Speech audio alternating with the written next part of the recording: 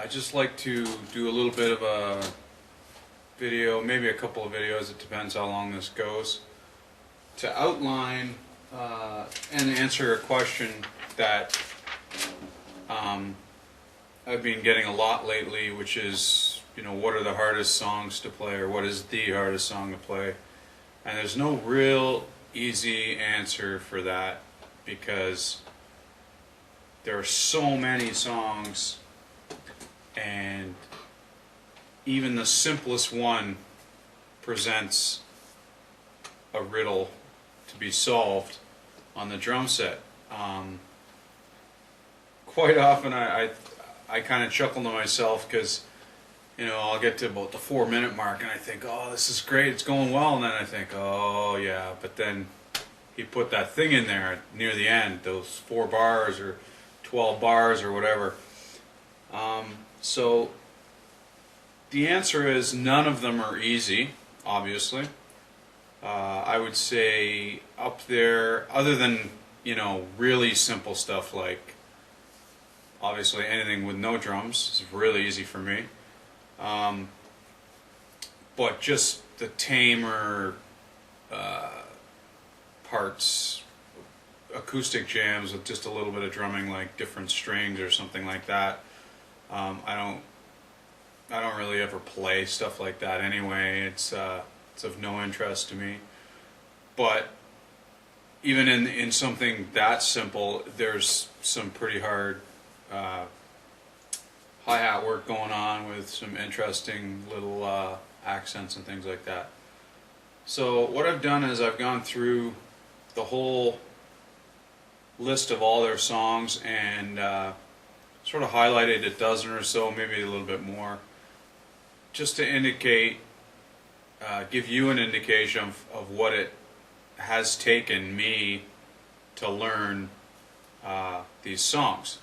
Now, of course, I'm not a prodigy, and I don't pick things up as quickly as some people, so I've had to work pretty diligently at this. But another thing is that I think works to my advantage is I've been a Rush fan since 1980, well before I ever played the drums.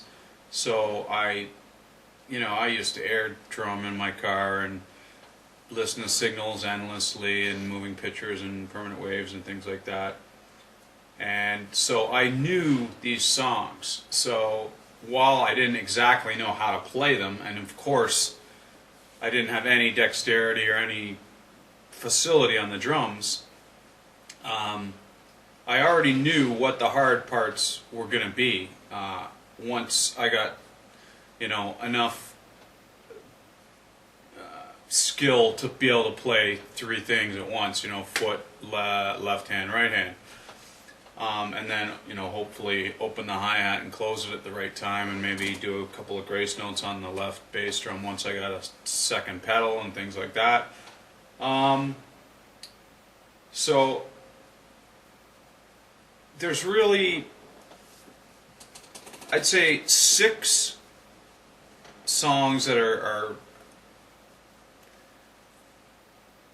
mostly, because of their size in length, present a problem, obviously. Just the sheer activity of trying to remember that much stuff and such a complicated string of it is a mental and physical challenge, let alone being able to play it. I mean, any part of it.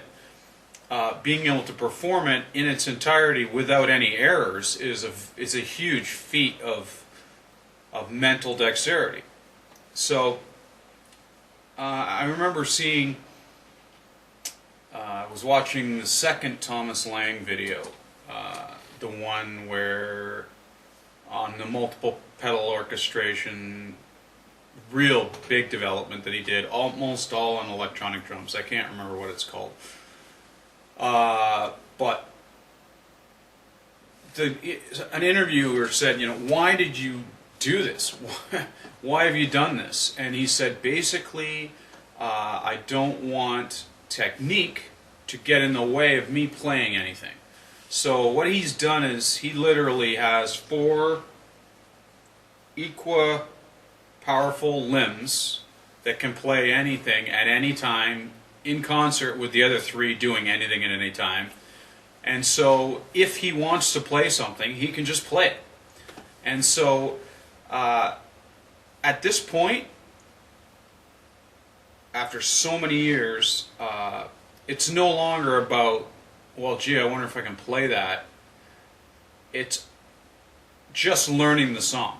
So there aren't very many aha moments anymore when I'm listening to even a new Rush song. For one thing, Neil really hasn't, it's my argument anyway, invented very much in the last, well, since the tragedy, really. The last three albums, great playing, great songwriting, great lyrics, but he hasn't really broken, he hasn't done anything new. I mean, maybe this, or something like that, or, you know,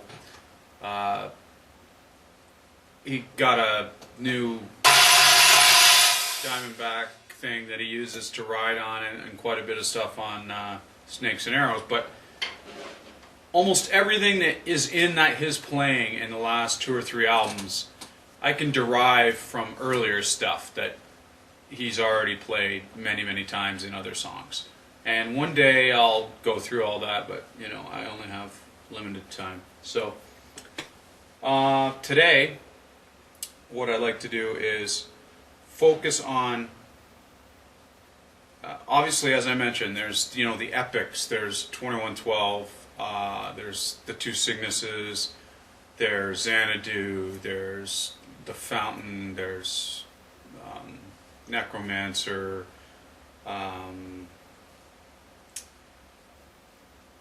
even stuff like Natural Science, Jacob's Ladder, La Villa Strangiato. Even those things are long, 7 or 8 minutes, that, you know, it's a hell of a feat. The Camera Eye, but those are, some of them are difficult as the most difficult, but all of them are difficult just for the sheer length of the piece itself. I mean, memorizing 20 minutes of 2112, admittedly, it's probably only 16 or 17 minutes of drumming, because there's a lot of sound effects at the beginning, and then there's 2 or 3 guitar interludes and trickling streams and stuff like that. But, you know, there's 4 distinct parts to that song that are, I think, 6, 3, 4, and 6 or something like that, of actual drumming out of the whole 20 minutes. So, and to keep it straight is hard, and just the feat of doing it, it's so powerful. It's such a rambunctious song, and there are, if you're beginning, there are certain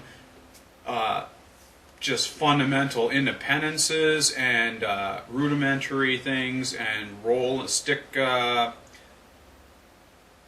do you call it, stickings and things like that you need to know how to do and exercise flawlessly without losing track of where you are in the song. And I think that's the hardest part of playing any Rush song, really is. And it's actually quite funny. One of the funniest, or one of the hardest songs that I ever had to learn by Rush was the first Cygnus song. It's 8, basically the middle part where he's actually playing, other than that part, is about 8 minutes, and it's non-stop memorization, but it's also like a flurry of playing, and but once I got it, that song is actually easier for me to play than something like Turn the Page, for instance, on Hold Your Fire.